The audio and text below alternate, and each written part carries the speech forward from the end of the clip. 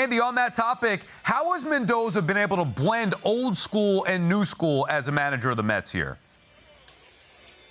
You know, Sal, the way I would think of that is that he has court vision, to use a term from another sport.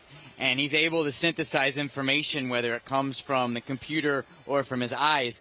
I actually don't think the term gut feeling is fair to Carlos Mendoza in this instance, because as he described in response to John's incisive question last night, how do you know when Diekman's on or off? Mendoza's standing out there going, Jake Diekman's got he has tonight his live fastball. His fastball is life.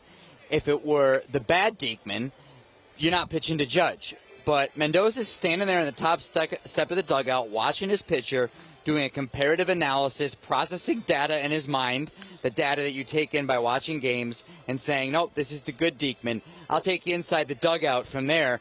His sounding boards in games are Jeremy Hefner, the pitching coach, and John Gibbons, the bench coach. There was a discussion over whether you pitch to Judge there, even though, of course, you're not usually going to move the tying run into scoring position. Judge could get the Barry Bonds treatment, and that would be totally reasonable.